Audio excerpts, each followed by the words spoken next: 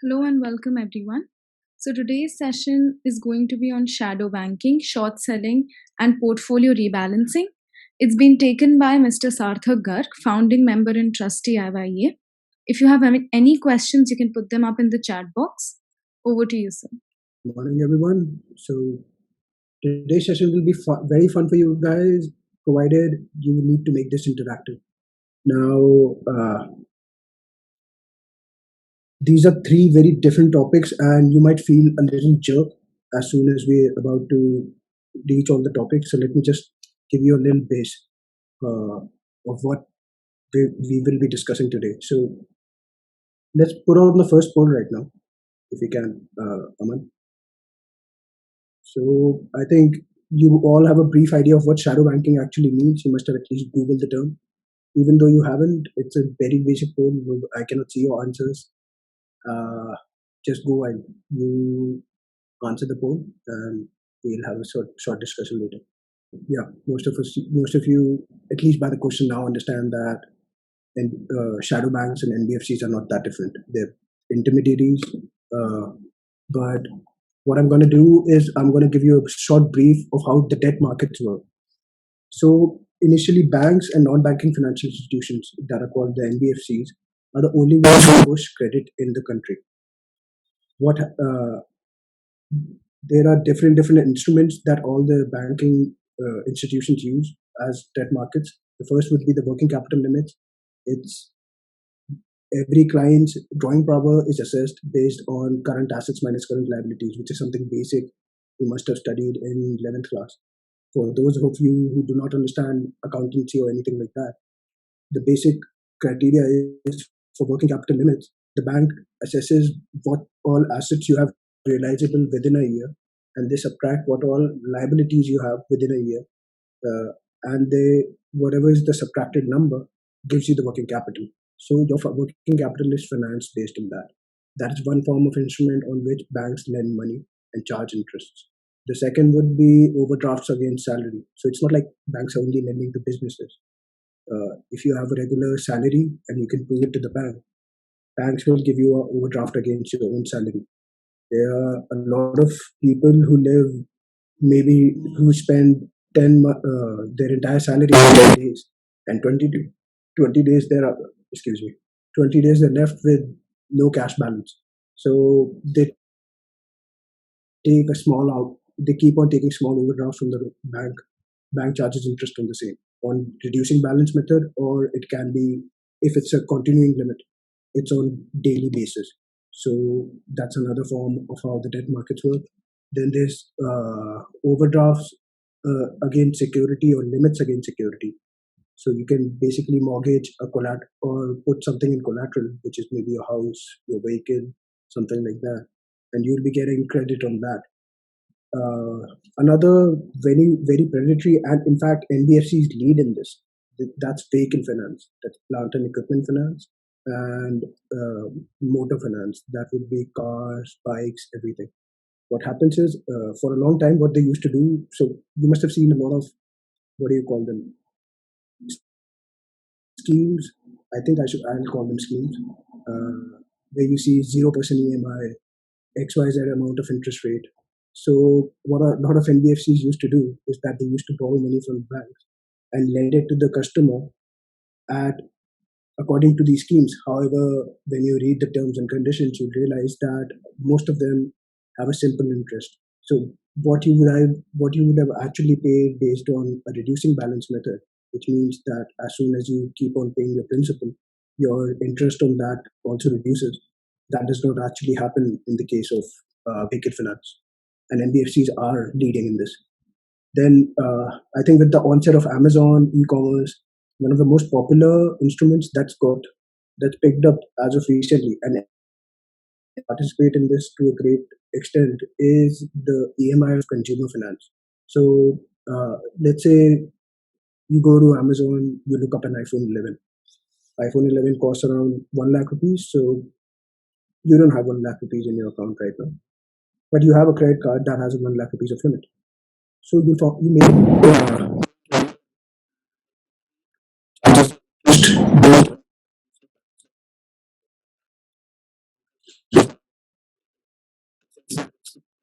rates are more than supply. You'll find 15%, 18% of interest rates per month. Not per month, as in per year. So it rounds up to 1.5 to 2% per month, which is pretty heavy. Even the people who get cash do not demand that amount of interest. So that's another source of income for the debt market. Then you have other work. You have crash credits. Those are not very different from working capital limits, but that terminology works in the corporate sector. Where a cash credit was advanced to the company. So just for your knowledge, I'm covering that. Now, the remainder of money that's left, the problem with banks is that have you ever thought how do banks source money? Your FDs are liabilities for the bank. So what happens is when you open an FD for 3% of interest rate, the bank is liable to pay you 3% interest rate on your FD. But at the same time, what he's doing is he's picking up that sum and he's distributing a loan on that. And a loan, like if you go and look at the MCLR rates, the marginal cost of lending rate, that is the base of lending rates. Like every bank is advised to either give out loans on the MCLR or on the basis of bilateral discussions that they've had. But very rarely will you see that any bank has lended to someone below the MCLR unless you're Reliance or something like that. So what ends up happening is they're bound to pay you 3% interest rates on the FD. They pick up that money and they lend it at 8%, which is the MCLR rate right now. It has come down a little, I may be a little wrong, but we'll come back to that. So no problem. Any problems so far? Any questions so far? Am I getting too late? Because we'll be soon but touching the shadow banks and you will feel a little jerk. So this is just me giving an overview of the debt market. Whatever the money is left with the banks or the NBFCs, what they end up trying to do is that they invest in corporate debt instruments through varying maturities through different what do you call them? So there are different methods. One would be the money market mutual fund that you must have heard about. That's how the companies borrow for their short-term needs. That's 90 days to. And there are different markets that can be tapped into that. Of course, what happens is that the short term, whenever you're borrowing for short term, the interest rates are always low. You will end up paying a lesser interest rate for a shorter maturity. For a longer maturity, you will always end up paying a heavier interest rate because the risk of default is factored into that. Then there's liquid funds. Then there's long-term or short-term non-convertible debentures of the company itself. So that if you have been reading newspapers, this is something that is happening in US right now. So the Fed has given a statement that they will be buying NCDs, that's non-convertible debentures, of the corporates directly from the market, so that there is not an illiquidity, and in case there's a default, it doesn't end up hurting the general public, which is something that happened back in 2008. So they want to avoid that kind of a catastrophe. It's something that's being considered by the RBI as well, but I doubt that's going to happen. The TLTR window that was open before, that's bound to continue. Now, another way for banks to earn money is the letter of credits. Letter of credits, it's a written document. It basically allows the bank undertakes that in case you fail to pay, the bank will pay on your behalf. Of course, bank has some collateral with it. That's why it backs you. Otherwise, the bank will never back you just for kicks. You have to give it something. That's your agreement with your bank. Now, banks are facilitator in an industry and continue to be the backbone of the country itself. As I explained, let's delve into deeper. What is their cost of funds? What is their expense to begin with? I think the FD from customers, whatever they're promising their customers, whether it be 3%, 5%, based on the different amount of maturities. Then there's savings account with minimum balances. If you've not come across this, discuss with your parents, discuss with over the course of the week, discuss with different people. You realize what happens is when you go to a proper good private bank, they give you a direction where you must maintain 10,000 rupees of balance in this account at all times. and this is a savings account will give you 3%, 4% X amount of interest rate. Okay, so this is again a big source of uh, sourcing funds for the bank. They have a guarantee signed by you in a way that we will keep this balance with us at all times. So they're able to lend on the basis of that. Plus, whatever is left makes up for their float. Float is a technical term that means that. So when you really think about it, bank is just a huge liquidity maintaining machine. It allows the movement of cash within an economy at the cheapest possible price. That's the function of banks, whether it be a private bank or a public bank. That is the main objective. So another way of assessing of what a bank's health is the CASA ratio. That's current account and saving account ratio. That gives you a good variability. Excuse me. That gives you a good difference in ratio between the amount of customers who maintained a balance with the bank and the amount of customers who are keeping FDs with the bank. So CASA ratio is very important to judge the health of a bank. What happened, if you noticed earlier with Yes Bank, is that the CASA ratio was going deeply down. Plus, for the March numbers, what happened? They were supposed to report a loss of 15,000 crores. Reporting a loss of 15,000 crores is not a small thing. That would have really caused the technical term is bank run. That is, the people would have ran to the bank just to empty their accounts because they were afraid Yes Bank was going to fail. That's why that entire fiasco took place the way it did. Now, I told you a lot about banks' expenses, but what is the bank's income? So banks are not only lending to corporates or to people; they're also lending to governments itself.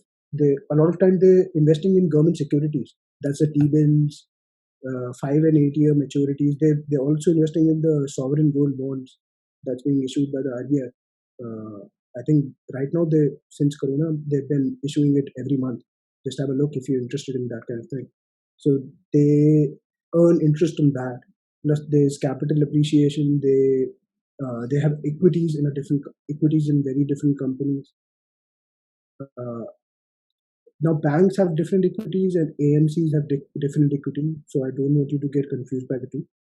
If you have some questions regarding the AMCs, I think it's better if you refer it to my yesterday's colleague was Madhav. He's very well equipped with that information. You can address those questions. But banks also hold equities. You will see that banks, and especially if someone defaults on their loans, they end up taking equities in the company because in a way it's a very good way for them to have control over what's happening with their money. Because you've defaulted, they have that right that they can come into your company, they can seize control, they can seize your management, and subsequently make corrective steps to make the relevant recovery.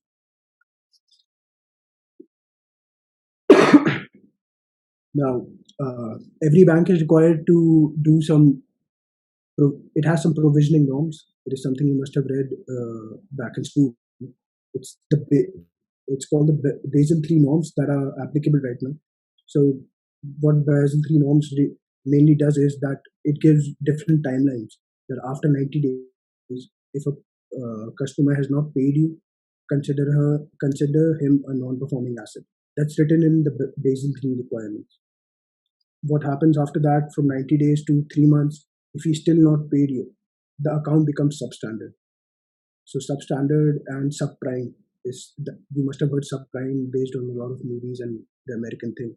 So that in India, that's called substandard. After substandard, those are just loss assets in different categories, and there are different percentages that are given for provisioning. So suppose you haven't paid your bank in the last 3 years, your business is gone. It's only the assets that you backed by and the interest rates that you're accumulating.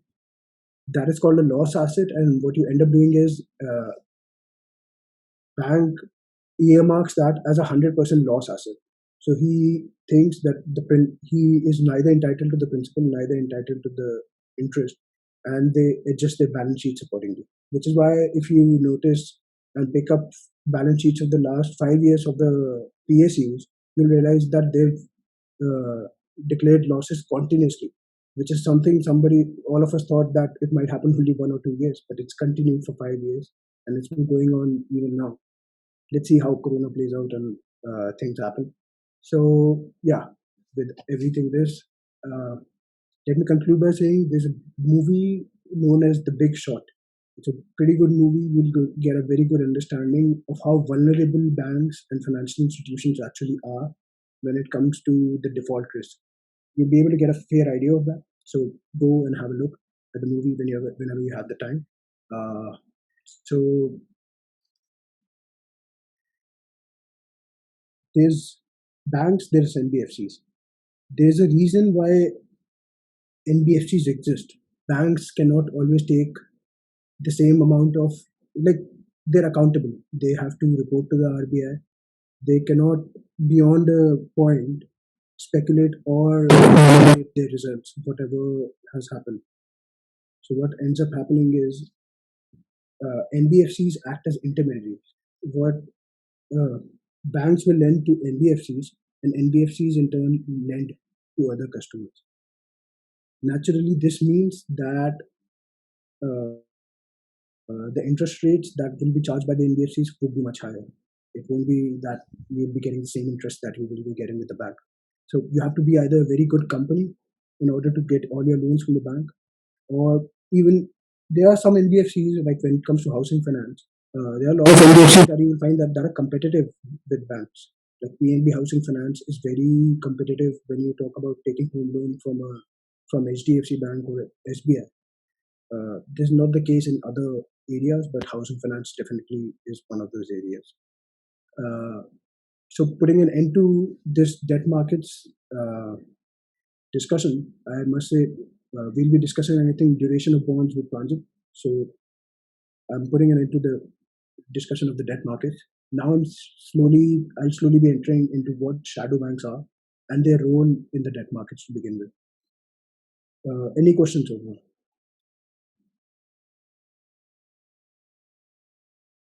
I see less and less of you on the video right now. I think that's not a problem.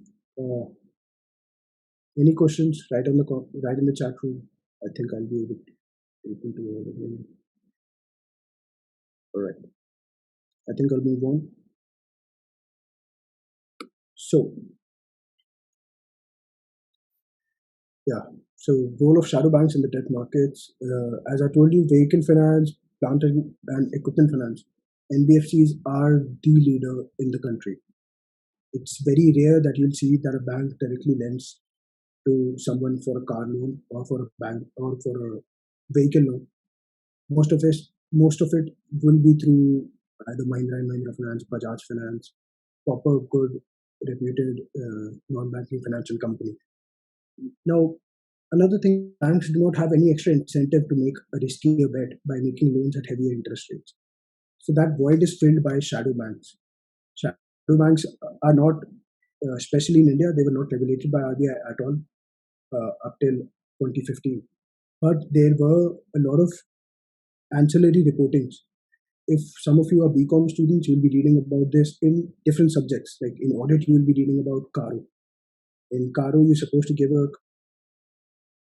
company audit report that these things are correct. That's an auditor is required to certify that. When that happens, you have to understand that if that reporting is actually happening to RBI should have been able to take an action on that. However, that was missing in the country in the 3 years. That's why we've seen the whole set sort of problems that have cropped up in the NBFC industry. So obviously, you'll see that the clients of NBFC have a much higher risk of default because they're not providing some extra collateral. If you, let's say you're buying a Maruti car for rupees 5 lakhs, that car is the collateral. Of course, they'll be taking some additional undertakings from you. They'll be taking some personal guarantees from you for sure. Banks or NBFCs do not leave you that easy. They'll always try to charge as much as possible, and they'll always try to hedge themselves in case you default.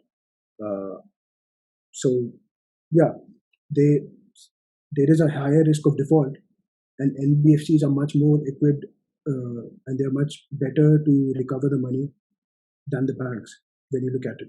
Otherwise, banks have to go through an entire whole process, which is why, again, you saw a very good step taken by our current government, which was the Insolvency and Bankruptcy Code that was brought in 2016. It will be, I think it's definitely a part of your curriculum for BCom students. I'm not sure about economics. Although if you read the newspapers, you must be seeing at least 2 or 3 news about NCLT or insolvency and bankruptcy codes that IBC. So another thing that NBFCs do is that you have to maintain some margins with a bank whenever you're taking a loan. NBFCs require the same thing, but of course their margins will be a little higher. Since the scrutiny is a little low, so it's all a bilateral discussion. It's all a discussion between me as a company and the NBFC. It's not regulated by anyone. It's not like I cannot blame them for any predatory pricing. I cannot blame them for anything. It's just that they are taking a higher risk. They're aware of that. I know that I'm not a very risk averse company and I'm ready to pay that amount of interest.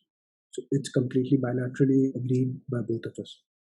Now, the shadow banking system, as we saw through the poll as well, is just a collection of the non-bank financial intermediaries and provide services to traditional commercial banks, but outside the normal banking regulations.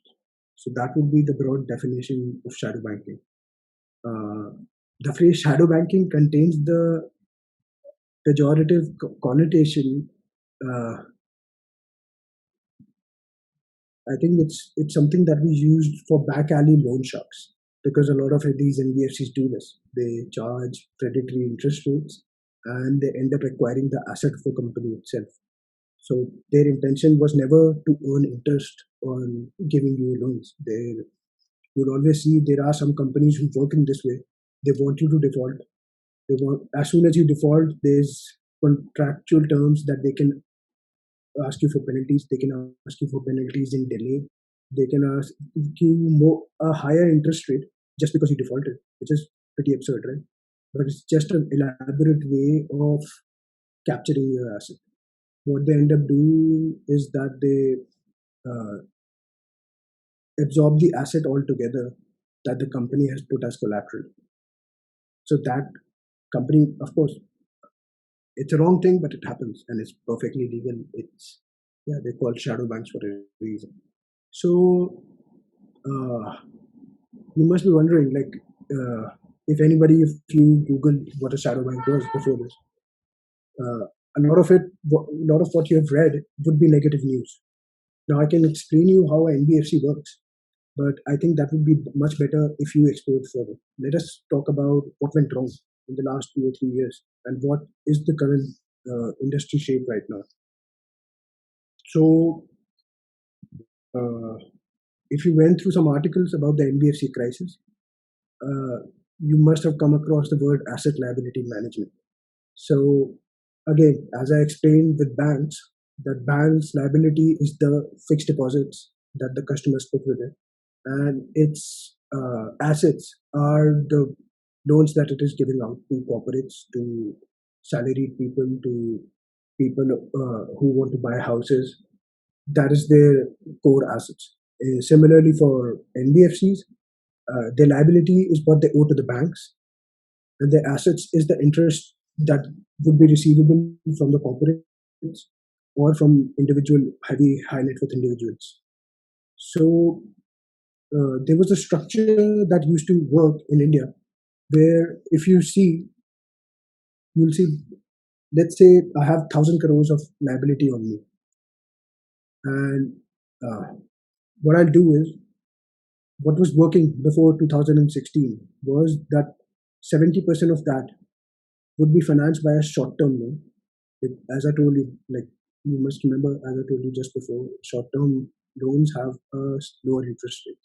So it was just a very elaborate strategy by the NBFCs based on their very good banking connections that they used to do this. So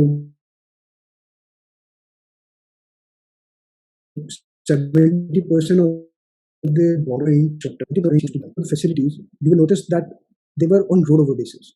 Just to define very quickly what's rollover basis, it means that let's say there's a 3-month maturity for us.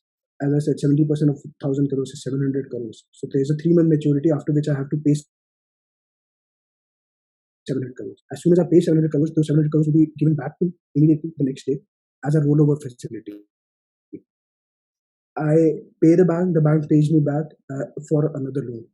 So it's called a rollover facility, and you get the benefit of a floating rate of interest. Fixed and there are two types of interest rates: floating and fixed exchange interest rates.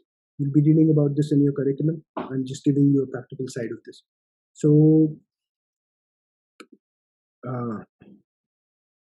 yeah, this was the problem. What they were doing is that they were borrowing for short term, and they were going on rolling over the facilities. Then something happened.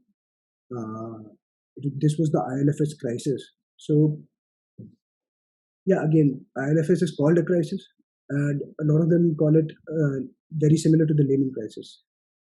My opinion to this is very contrary. I think ILFS was a fraud. It wasn't a crisis. Nothing went wrong. It was a pure, clear-cut fraud. And both, you'll see a lot of influential people on both sides involved in the entire ILFS fraud. Like, if this shocks you a little bit, just think about it. Like the 2G scam, it toppled the entire UPA government. However, if the judgment came back in 2018, not a single person was convicted in the 2G scam. Not a single person was convicted. So this happened. Everything is legally sound, so you don't end up getting caught. However, yeah, something that happened in the back that you're not aware of, and you will not be aware of, because legally they've done everything correct. What do you call that? They do not keep any stones unturned in that way. So yeah, ILFS was a. You must have, if you want to dwell deeper into ILFS and what's happening right now, what they're doing is NCLT has changed the hierarchy under the Insolvency and Bankruptcy Code just for ILFS, because ILFS was such a huge NBFC. It had provident funds investing in it. It had proper good employee state insurance authorities who had invested money with it. So you cannot really let them escape with that. The court went out of its way and bypassed the entire creditor hierarchy that's given under the Insolvency and Bankruptcy Code, just to so the healthy assets of InvITs could be formed. Healthy assets of ILFS could be formed into InvITs. My bad. Slip of tongue. ILFS did a similar thing. They had borrowed a lot of short-term amount of money, and as soon as they defaulted, they saw that their short-term facilities were not getting renewed. So now at this point of time, just imagine 70% of your debt is immediately due within 3 months. You only have 3 months to do this. Dewan Housing Finance faced a very similar thing with them, and a lot of them that we didn't realize what's happened is, so I'm not sure how much are you aware of it, of the Enron scam. Enron is called the biggest accounting scam of the century. It was somewhere back in 2000, 2001. And the biggest play that Enron had done was the off-balance sheet financing. A lot of their loans didn't even show on the balance sheet. They had planned it in such a beautiful way that subsidiaries, they had taken out loans in the name of subsidiaries where they were the prime guarantors, and it didn't show in signed on those balance sheet. A lot of you will be going to big firms after you graduate. A lot of you will be going to big fours. So at the starting of the 21st century, that is back in 2000, they used to be big five. It's big four right now only because Enron took that entire accounting company with it. That Arthur Andersen is the name of the company. It's completely shut down. It's bound up. I think they're making a comeback just because of the name that they have, but 20 years after now. So yeah, that's definitely happening. So coming back to shadow banks, yeah, another it's a stupid thing that people still think that ILFS is like the Lehman crisis. What happens is, let's take the example of automobile industry. If Tata Motors, which is in heavy debt right now, if you're not aware, Tata Motors is in pretty heavy debt right now. They don't have, yeah, a lot of the projects have been a failure. If they default tomorrow, financing for Mahindra and Mahindra and other automobiles becomes expensive or becomes impossible immediately. Because banks have to absorb that pain. Banks, uh, this is also aided by credit rating agencies like CRISIL, ICRA, and CARE. CARE being an Indian rating agency company. CRISIL and ICRA are part of S&P, that's Standard & Poor US, and ICRA is Moody's. So you'll see the role of rating agencies also matters, so that banks are able to decide on the interest rates and the amount of loans that can be easily given to you. So if I have to sum this all up, some everything that I've said so far, there's been a gross management within the RBI. It is true that NBFCs were never under the direct scanner of RBI. However, reportings under the CARO were neglected. There were a lot of things that happened bad. If you recently see the statement by Piyush Goyal ji, who's the former finance minister and right now is also a cabinet minister, he's recently told real estate developers to cut prices and sell immediately, because after you have to realize that grandstanding cannot work all the time. There's post corona also we face a very serious threat of risk of defaults that might be happening. So government has continued to say that only bad companies will face in the fallout of ILFS. I think nothing can be farther from the truth. I think that's it by NBFCs. So let me just close this entire issue by giving you a very small example. So imagine you're a NBFC company or a bank, and you right now have rupees 10 lakhs. You have 10 people in your knowledge who will be willing to pay you a 25% interest rate per annum. A 25% interest rate, yeah. So based on 10 lakh rupees that you have today, you expect 12.5 lakh rupees by the end of the year. And you've lent it to 10 different people. So 1 lakh to 10 people. What happens is, if only two people default, you will end up having exact rupees 10 lakh. And based on time value of money, 1 year later, you've made a loss. This is a serious threat that every bank or NBFC faces, because the amount of principal and the interest is so huge. Even if a single person defaults, the liquidity is totally hampered in such a way that the bank may default, which is something you saw with Yes Bank, which is something you saw with Dewan Housing Finance, which is something you saw with Reliance Capital. The company, yeah, let's see. I think it should slow down a little with the moratorium, but it can also accelerate. So we do not really know. All right. Any questions now before we move to the next topic? I believe a lot of you have again switched off your cameras. Yeah, let it be. See, the entire point of this is I didn't want this to be a monologue. I wanted some questions to come from you. I understand a lot of you will not be able to understand a lot of things, but nobody is here to judge you. I don't think even in the chat room or in the WhatsApp group, somebody will be teasing you like, hey, ये question क्यों पूछा? You can ask any questions based on, even if it's a very basic question. You can ask me why the color of the sky is blue. I'll try to answer that. But even if you're not understanding and you're listening, I'm happy. So, all right, now this next segment is very interesting, but let's see how much you like this. So, short selling. Let me look at the second poll. Yeah. So, Aman, can we put on the second poll right now? Actually, first say the second poll and the third poll. We can do this consecutively. Let's give it the class a nice paper. I'll have a class of paper. So the correct answer was both A and B. Now this is what where short selling gets interesting. I'm very excited by seeing that nobody selected B at all. That is pretty much what short selling is. So what I'll do is I'll give you a small what do you call it? Yeah, I'll give you a small practical experience as well. Just publish poll 3 very fast on it if you could. We'll try to close it within 30 seconds. So again, we see that B, this one, selling an underlying security at a specific price. That's exactly what short selling means. You cannot sell sell less share than your holdings is just closing your position. It does not mean short selling. So what I'm going to do for next one is I'm going to share my screen now. So there's a possibility you will not be able to see me. However, you'll be able to see my notes, and I think since you're not responding, at least you'll be able to have a better idea of what we're talking about. All right. Yeah. So, how do you make profits when it comes to short selling? I think everybody knows you buy low, you sell high. Everybody's read about Warren Buffett. Everybody knows who Warren Buffett is.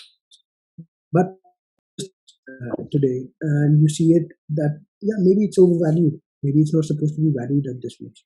So, what if you could sell Reliance today and maybe buy it 2 days later, 3, or even after a greater maturity? That is something that the stock market allows you to do. Just let me give you a serious disclaimer. Let me first drag you to the serious disclaimer. Yeah, please read this. What I'll be sharing with you right now is just completely for your practical knowledge. It is not an investment lesson. Please do not take a call on the markets based on this. You will read this in your classroom as a BCom student. Even as an economics student, you'll be making a million graphs. You'll be reading about technical analysis. You'll be reading about sources of finance. You'll be reading about trading on equity. You'll be reading a lot of things. I'm just exposing you to the practical side of what you're already going to study in the college. So none of this is an investment lesson. None of this is an endorsement. Please do not take a call on the markets based on this. I'm just introducing you to something new, which is something you're going to study it in the course of your curriculum.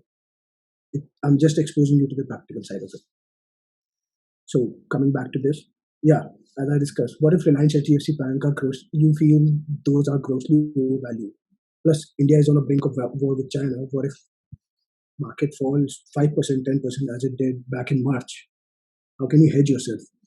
But these are the 3 possible options. You can sell your existing holdings, which is provided you invested before. So you can sell your existing holdings at a profit, and you can hold that money so that in case the market falls, you reinvest. It's a very conservative strategy, but people do. I think 90% of the people trade like this. Another way is that you continue to hold your position and you short sell. Now, this would be a little difficult for me to explain, especially since I'm not able to see any of your faces. But I'll definitely try to show you to the best of my extent how is this possible. So you continue to hold your position and your shares are taken as a margin by your broker. What he ends up doing is, based on that margin, he allows you to trade in futures and options. You're going to read theoretically about futures and options. Let me warn you, futures and options are pretty risky. But yeah, so you can trade on futures and options based on your existing holdings. Your broker gives you that facility. However, if you end up making a loss, he has the right to sell your holdings immediately. Immediately, in less than 12 hours, he'll sell your holdings. And if he doesn't sell your holdings, what he is authorized to do, he'll charge you a penalty. He can drag you to court. Yeah, your broker is very well guarded by SEBI. And he has to be, when you really think about it. That's why SEBI had to be brought in the financial markets to begin with. Now, the third option is that you can sell your position and you can short sell. So if you're certain that the market is going to fall and you don't really want to lose any money, so instead of hedging, which would be this approach, what you end up doing is you sell your position also and you short sell. Now, I've been saying the word short sell a lot. This is the dictionary meaning of it. Short selling is an investment strategy. Short selling is an investment or trading strategy that speculates and decline in a stock or other securities price. Just a second. I know this is getting boring, so let me just show you something very fast. I'm going to open a trading platform for you guys. And let's short something. At least write in the chat right now, what do you want me to short? Do you want me to short Reliance, HDFC Bank, or Tata Steel. Drop it. Let's have some fun. So let us check our fund position really fast. This is a basic page of a ouch. Yeah, so these are the funds that I have in the bank right now with my broker right now. This is again an electronic broker. I won't advise that you go specially for them. I'm not endorsing them. They haven't sponsored me. I'm just sharing some knowledge with you here. Okay. Yes, as it turns out, I think I made some trades yesterday night and they have been executed. So let me square them off really fast so that I'm able to understand, make you. Yeah. So right now, when I come to this, it was showing minus 6,000 and now we refresh it. Refresh it. Come.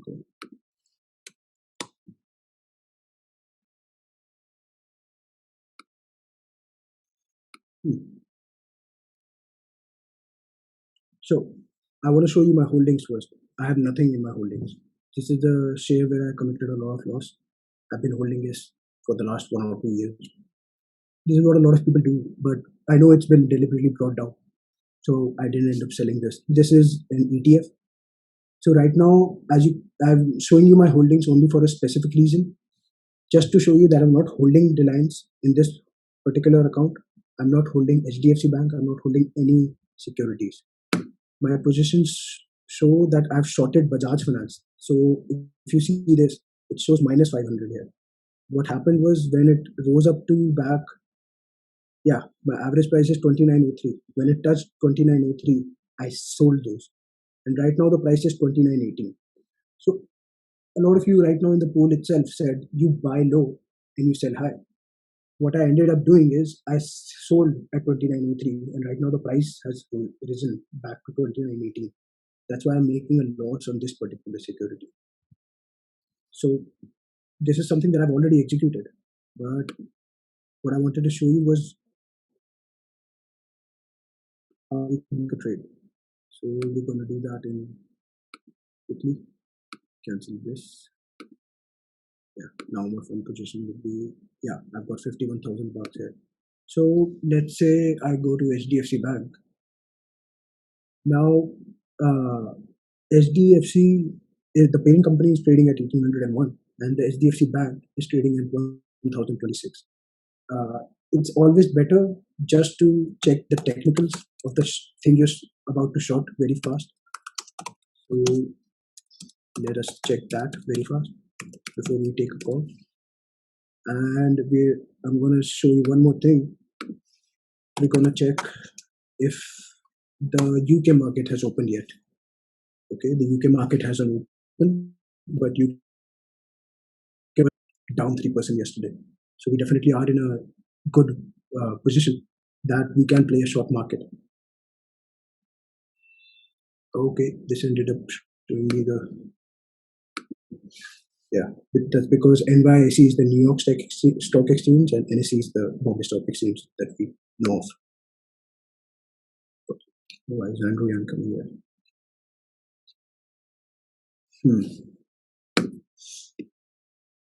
So that was giving me the hourly thing. The candlestick patterns are showing that I should definitely sell it.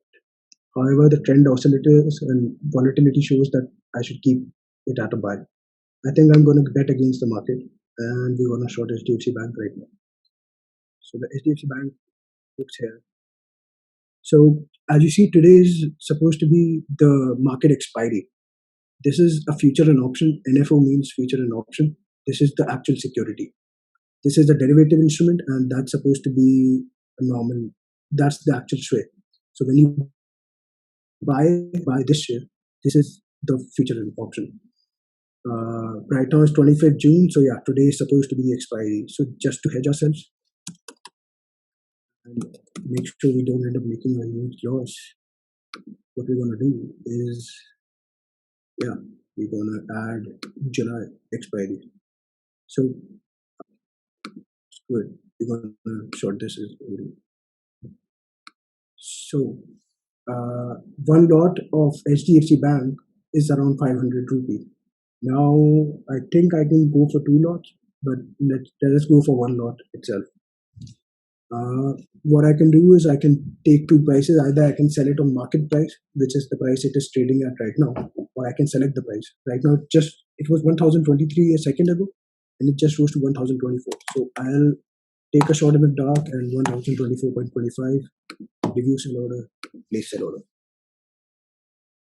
Yeah, so this is the problem that we face in June. Yeah, only physical settlement will be taking place. So let me just see very fast. I'm really sorry, guys. I thought this would be interesting, but it's taking a little more time than I thought. So let us delete some shares very fast. Okay, so Bajaj Finance, I'll try doing something. I'll try selling another July because this is available here and it will take less time. So 29, I don't think I have the necessary balance.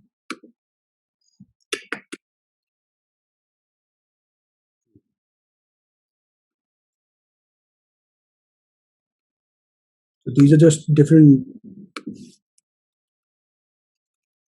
watch lists that I have. This is nothing to do.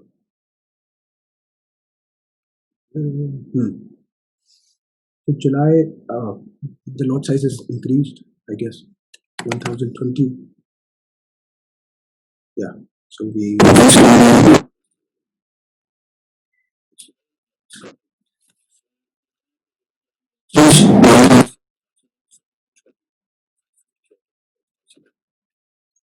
This is.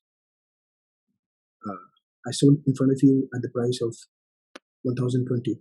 Right now, the price is 1020. As much as volatility you will see here, it's. Let me pull the chart. So it just went up and shot up to 1021. You can immediately see me make a day. This is the day P&L and loss. So you can see that I'll be making or losing money. So what I'll end up doing is I can place a target. I'm shorting it. I just assumed that HDFC Bank is overvalued and I sold it first. I didn't buy it. I don't hold it right now. I just sold it. This is exactly what's called short selling. I am short on HDFC Bank right now. And I expect to play, let's say, 5 rupees a movement, which would be based on 550. I'll end up making 2,500 rupees of profit, which I think is reasonable, at least for this class. So let's put it 1015.1. Review square of order, play square of order. I hope this triggers in front of you so you'll be able to have fun. Now, as you saw, since I sold it at a higher price and right now the price is reduced, you can clearly see that I am making a profit. However, this keeps on changing. So it's always advisable to do what I'm about to do here. This is called a stop loss limit order. It means that if you lose money, right now I'm playing for 5 rupees at the moment. Normally, stop losses are based on technical analysis, which I'm not getting into. So I'll just place a higher, again, I'm placing a higher stop loss limit order just to give you an idea. This is not how I trade, this is not an investment lesson. I'm just trying to give you an idea of what short selling is. All right. This field cannot be into. Okay, yeah. This is the trigger price. So the trigger price, this has to be usually higher. Yes, sorry, my bad.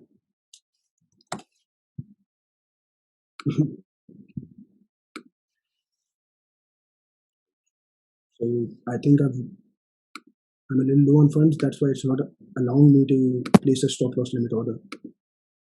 But this is our position right now. It's HDFC Bank. I sold it 1020 and it's trading at 1019 right now. So we'll keep this open and I'll come back to the lesson.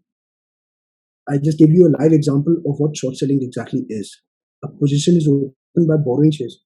This is the theoretical aspect of it. And it's also called stock lending, which is why I've given a reference here. And I'm sharing my notes directly with you here. So a position is opened by borrowing shares of a stock or other asset that the investor believes will decrease in value by a set future date.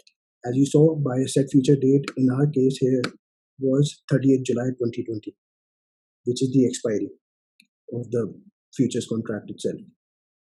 Now, future position is the investor then sells these borrowed shares to the buyers willing to pay the market price.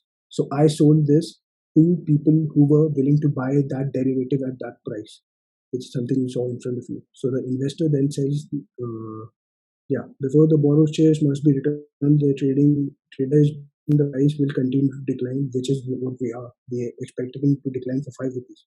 That's what I did in front of you, and so that we can purchase them at a lower cost. So coming back to our poll, I think this was your second poll, that you can buy low or sell high. So you can also sell high first, and then you can buy low, as we just did in front of you. The risk of loss on a short sale is theoretically unlimited, since the price of the ending asset can climb to infinity, which is true. What if HDFC Bank comes up with a huge news right now? That's why the placing the stop loss limit order is always advisable, so that you don't make a loss beyond what you cannot afford. It's always better to be smart that way. Uh, yeah, I had planned for this, so let's go through this. Now, there are a lot of strategies that are involved in shorting. I'm sorry I won't be able to discuss everything with you, but I'll be able to name them and give you a fair option, so that you can end up researching them well, and then you can ask me questions. Believe me, I'll answer everything. So, sell futures, which is something that we did right now. Another thing is traded options. So, example, okay, at least at least I want a response. If you want me to trade options here in front of you, you need to reply with a Y or a N in the chat box immediately. Otherwise, I'm not gonna do this. So let it be. I think I'll pick up the options sometime later. So as you saw, we can sell futures. Another strategy would be to trade options. What are options essentially? Is that you end up, there are two types of options called calls and puts. You can either buy a put or sell a put. You can either buy a call or sell a call. Call means simply that you have the right to. I'll have to show you an example. It's hard to explain like this. So I'll share my screen again. Get ready for this. Just as I've seen a more number of Y's as it goes on. So here we come.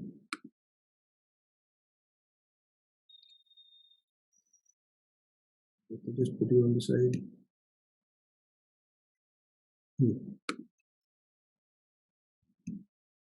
So right now what we traded was a future, and now I'm going to show you a quick. I'm just going to show you an option. Let's try not to trade an option, because that would be very time consuming, and I need to finish this for you. So here's, now Reliance right now is trading at 1727, which is a good price. It's, if you see Reliance, how Reliance has gone in the upward trend in the last few weeks, you will be aware. Now I have two options that I was interested, but I didn't actually trade. Was 1480 call option, which is what this means essentially is that the strike price is 1480.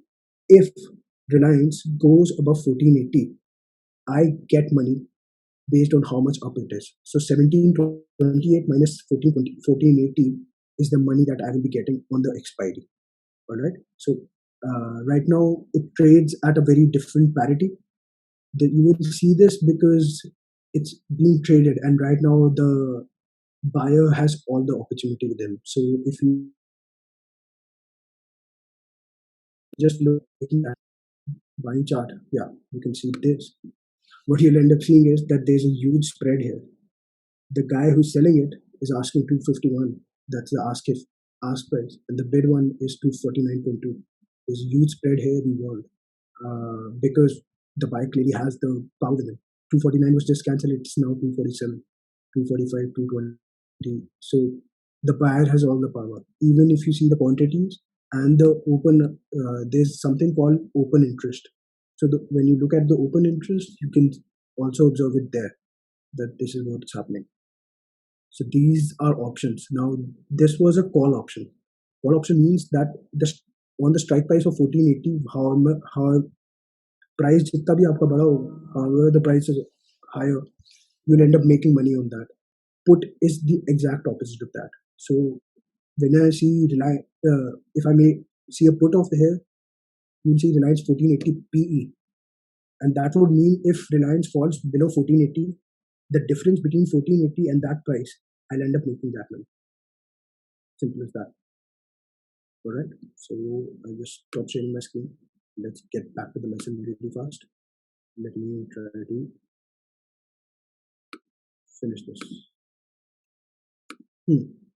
So, as I discussed, what you can do is you can sell futures, you can trade options. Option can be traded in different strategies. There's straddle, there's triangle, there's butterfly. Then you can, there's something called as covered bets in options. You can explore this on your own. You can discuss it with me later. But this essentially means that you're able to, you hold some shares with yourself. You bought the shares. Now you sell the options. So the worst that happens when you trade options based on a covered bet is that you'll end up making at least some profit.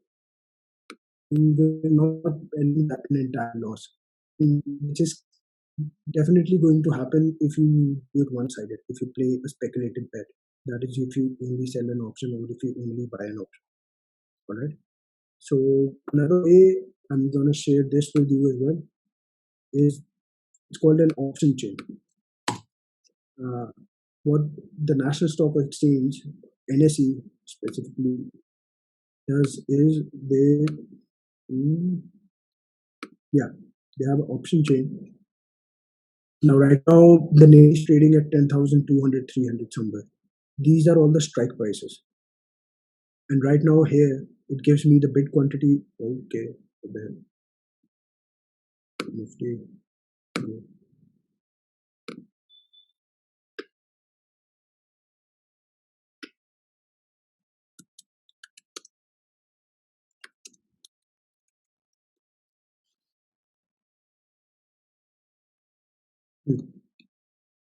So 10,300 was the actual, and you can see an influx here between 10,250 and 10,300. You can clearly see that it's giving, right now it shows a change in OI, that's open interest. That is how many people are continuously adding or adding their positions. So around 740,000, that's the positions that have been added, around 10 to 50 of calls alone. So we don't know whether they're selling it. So you can pretty much see the entire FNO activity just through this option chain. It's a little detailed, and I'm kind of rushing it, I know, but you can always come and ask me these questions later. So we just showed you an option chain. Trading on technicals, I showed you some technicals as well.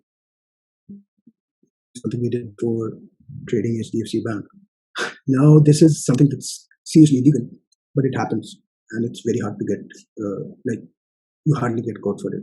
You almost never get caught for it if you do it smartly. That's trading on insider information. If you know some, let's suppose your high school friend or your college friend is a billionaire company on the stock exchange. You were talking one day, you just end up having a conversation about how's the company doing and what the next results would be. So you hold some information that is not public yet. That's called trading on insider information. I got to know something through a source which is public. And if it comes into the public, it will change the people's perception completely. This is called trading on insider information. Strictly prohibited by SEBI, often punishable by law. What happens in the real world is different, though. It's so, yeah. So another process is called stock lending. This is again not popular in India, but just for discussing for theory sakes, you see this happening. Like people, rather than shorting themselves, what they end up doing is they keep holding their security and they let other people borrow their security. They charge an interest on that. So at the end of the day, they get the interest back and they get the security back assuredly, which is something called as stock lending. But in India, you end up seeing that people end up defaulting on their future options itself. If we look at our own position right now, I know I placed a order. But yeah, it's lucky that we're making a profit here. Actually,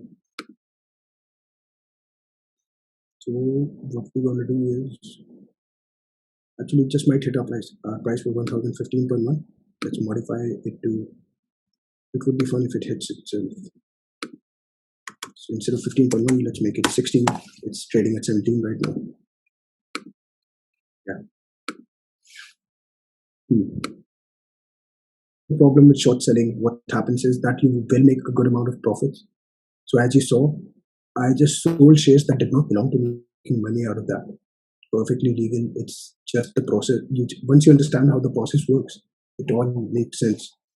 So there's always the possibility of high profits. There's a little initial capital required. As you saw, I needed only 50,000 bucks to short 500 shares, which are, I think, the actual value of that rounds up to 9 lakh rupees.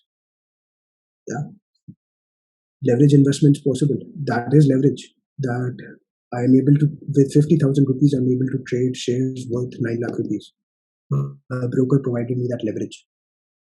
I'm pretty sure you understand what leverage means. So yeah, this is leverage investment.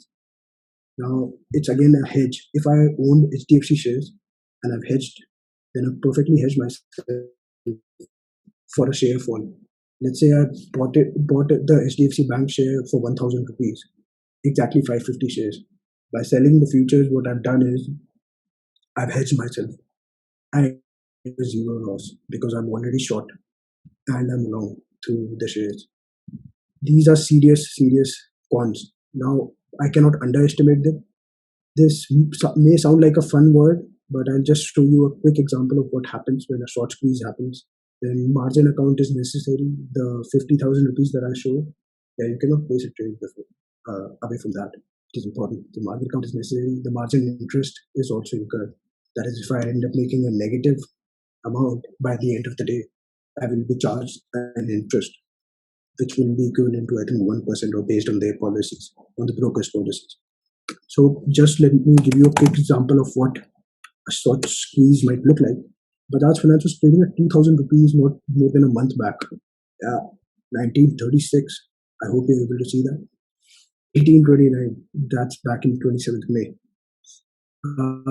It was around this time you will see that the report was published that Bajaj Finance might go down to 1,500 rupees. And since then, it was stable till here. This is where the proper short squeeze happened. So if you look at 5 days, yeah, from 2,600, the share has risen to, it went to 3,100. This was a complete short squeeze. Anybody who was shorting, he was thrown out of the market and he was deliberately made such a huge loss that he cannot afford it to short the security anymore. A short squeeze can really wipe out all your capital. So it's, again, I keep on emphasizing and I keep on repeating this. Please do not take this as a investment lesson. Why now you'll really understand why I am discussing importance of short selling. So this is something I shared with some of my mentees as well.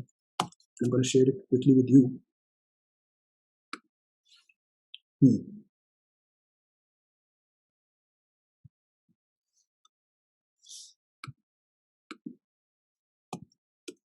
So a lot of people kept on saying that when the stock market was falling so sharply during the coronavirus pandemic, news came out.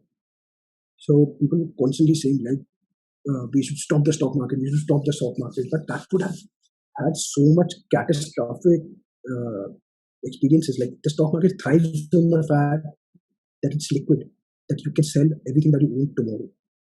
It's basically reverse psychology in a manner that only the people who have less money end up doing that. If you have a good risk appetite, you end up holding your position. But people with less money will end up always end up closing their position, especially if they can see the loss in front of them. So this is what the short sellers end up making $50 billion in the sell-off when the S&P index fell 10%, and this is March 6th. And when you look at, I think you're all aware like how much the S&P took a dive. But just to show you, so these are international indicators. We look at Nasdaq, of course, now has reclaimed its highs, but 20 Feb is the coronavirus news came out, and just look at that fall. It dropped below 7,000 rupees, $7,000. course, this lockdown had a huge role to play in this. And it's around this time when the Nasdaq CEO came under immense pressure that maybe the exchanges should be shut off.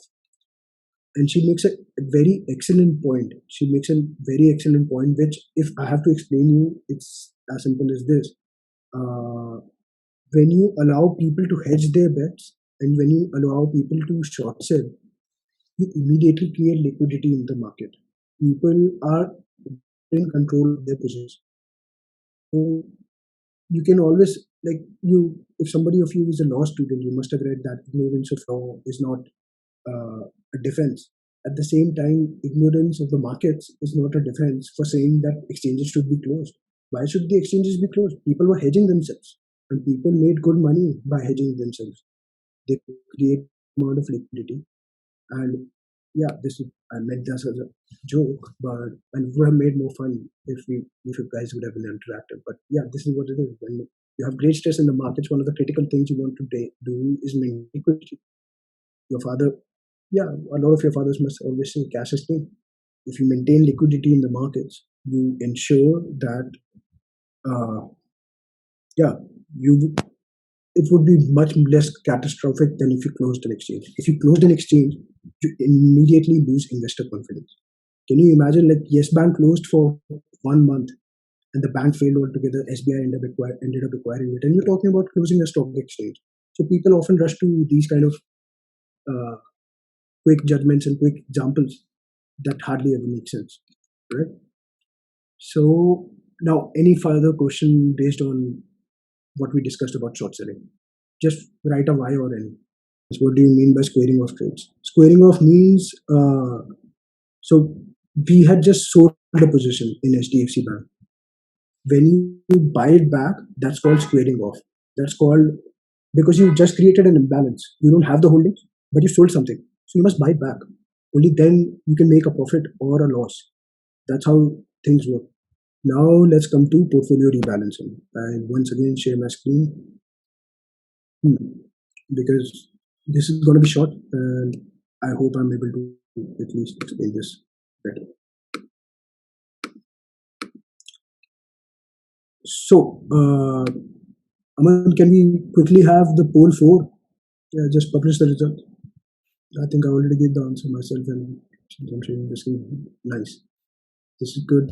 I, unless I'm the only one who answered, this is good if somebody else also answered this. So, yeah, why do you arrange a portfolio? Pretty much any region you want to. You have to continuously keep reassessing your risk level. And once you made, let's say you entered the stock markets thinking like, I want 25% interest, 25% return on my capital, and you've got 30% return on your capital. If you're still not exiting the markets, at this point, it is a little greed. I think you should exit the stock markets or at least realign your stock market positions. So portfolio rebalancing is a concept that allows you to reassess your risk levels. It allows you to change your positions so that you're better equipped to make better returns later. So, yeah, we all know through stories of our father, mother that, you know, at least I've heard a lot of stories from my father where he's like, XYZ Tauji did this, he traded so much money on the stock markets, he lost so much money that we ended up selling gehne of mummy or something like that. Yeah, it does happen. It can happen. I'm not saying. You just saw Bajaj Finance, how the way went. It is possible in the markets, but there are different strategies in the way you can hedge yourself. A very popular strategy and one of the most comprehensive one, it's called CPPI, the Constant Proportion Profit Portfolio Insurance. Now, what will happen is that this is something common in the econ syllabus and the BCom honors. You'll be given charts. You'll be solving this by hand in the college, which is a very stupid way of making you learn things. But yeah, that's how colleges work. You will see some questions where you'll see CPPI take place, and let's just give it a quick read. As investors' wealth increases, so does their risk tolerance. The basic premise of this technique stems from the preference having a minimum safety reserve held in either cash or risk-free government bonds. Government bonds are usually considered risk-free, generally much better to invest in government bonds if you're looking for a risk-free return. So those funds are invested in equities, whereas on a fall in portfolio, what you do is the assets that you had invested in FDs or otherwise, you switch those positions. So this is a small Excel chart that was based on an example given in a book. So these are the mathematical formulas. I'll share this entire sheet with you if you consider this important. But just to give you a brief idea of what happens here, the beginning amount in risky asset here being the S&P itself. S&P is the Standard & Poor 500. That's the US index. In India, that would be Nifty. So beginning amount in risky asset, look at it like Nifty. Beginning investment in cash, which is something you're holding. You're not investing your entire money, which is a very sound strategy. Holding some money in your cash is always advisable because you will always see some individual stocks suffer.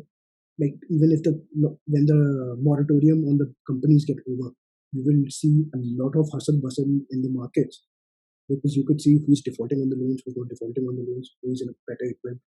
Like those answers will change completely than what they were maybe 3 or 4 months ago. So a lot of things will change upon the ending of moratorium. That I think it will end in June, July. Oh, yeah, I think.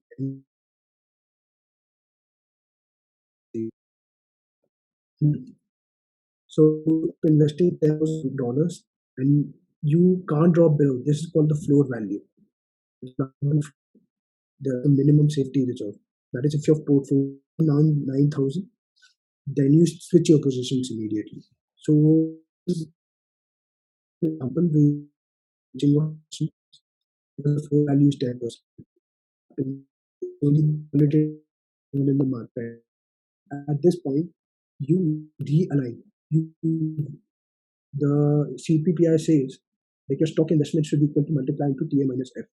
Right now, if you take a multiplier of 2, your position changes and you realign your positions based on this. Then you will further see there's a further rise in the market of 1.12. That makes you adjust your position back.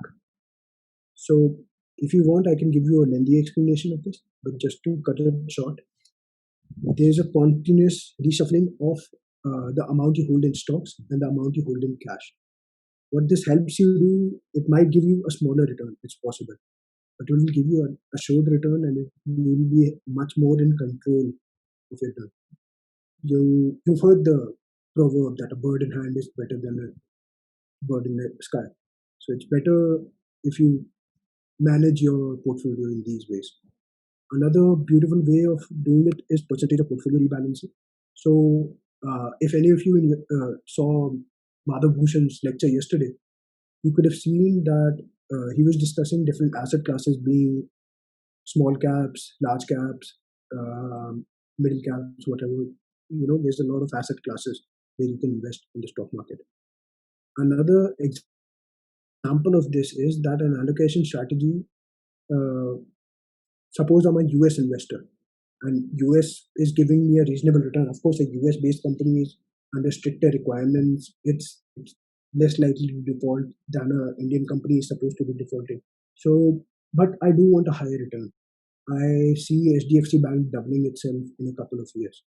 So, as a US investor, I decide that I'm going to keep 40% of my money invested in my US stocks, but I'm going to diversify and invest 30% maybe in HDFC Bank and Reliance and some emerging equities. Yeah, that's what I've did. Emerging market equities companies, domestic blue chips. Domestic blue chips would be Amazon. Of course, you want some money with Amazon, Facebook. I want that to be a part of my portfolio. But I'm investing in different markets because I want to diversify further and I see a greater return potential from there. So that's another way of rebalancing yourself. Now, a corridor basically means a spread. Let's say that HDFC Bank immediately falls 5% or it gains 5%. So I accordingly realign my positions because it's not possible for a security at any given price to yield a return. It's only a lot of people do it, and a lot of people, like, you will always see some shares climbing. God knows why. Nobody can really understand why things are why stock market prices are going up or going down. It's very hard to predict. But you book your profits, you get out of that security, you look for something else. Maybe at this point, then you see that Brazil is not looking that bad. Brazil is trying to manage its coronavirus more efficiently. It's just an example. I know they're not. But yeah, so I invest in Brazil instead of India. So these are just different strategies based on this. This is something you decide before investing. So a very important part of rebalancing techniques is that you decided beforehand what's supposed to happen. And calendar rebalancing, this is just managing your portfolio at predetermined time intervals. So let's say today is June, which is the 6th month. And yeah, this is where the second quarter starts, basically. From 1st July to September, I want to keep these holdings intact. But I will reassess my position on 31st September immediately. So that's called a calendar rebalance. These are, again, this is all a part of your syllabus. You'll all be reading this. What I've tried is expose you to the practical side of it. Now, let's just quickly see if we ended up making a profit on our HDFC Bank trade. I think we did. Yep. Oh, no. What just happened? Did I? Okay. So something unfortunate has happened, and you are a witness of this. Yeah. I think when I was trying to explain it to you, I played 2 buy trades. So that's why it bought itself at 15.1 and it bought itself at 16 also. And the price subsequently rose. So we made an initial profit and we made more profit. So we're going to just close this. So I go to square off. Square off means that I'm selling this position now. It's trading at 1019. I'm willing to let it go for a little lower also.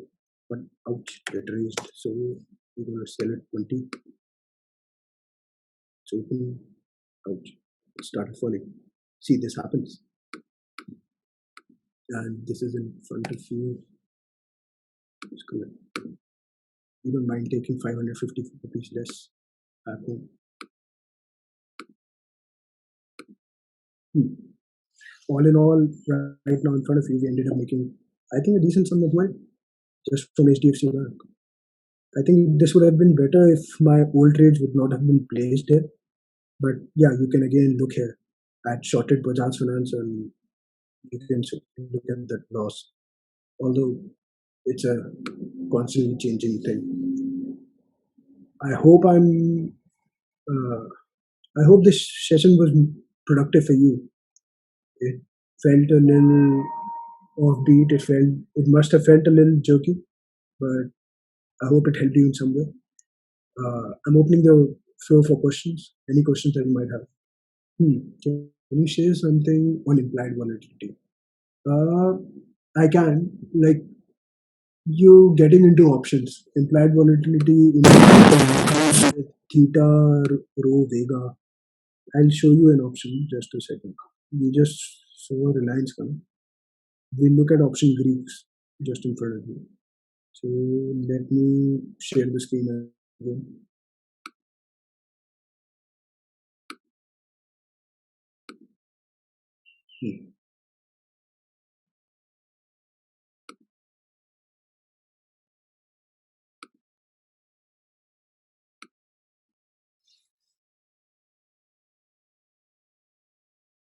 So the chart, it's always normally shows me the Greeks as well. It's not showing me the Greeks. Let's look at that. So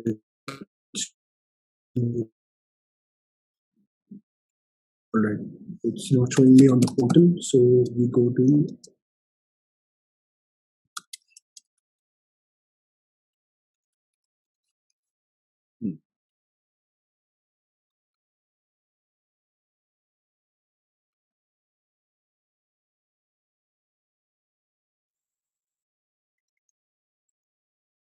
so let's look at 1720.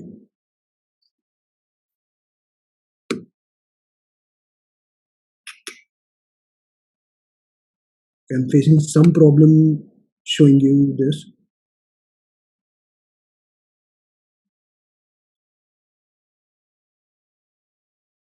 Is it okay if I ask me this question in private? By giving you my number, send me a message, send me a WhatsApp. I'll try discussing this with you and definitely keep this. I'll make a note of this as well. Don't worry. This is Anushka Kapoor. Okay. I hope I was able to explain you something. Thank you so much for the session, sir. I'm pretty sure everybody enjoyed particularly the online trading bit. Thank you everyone for joining.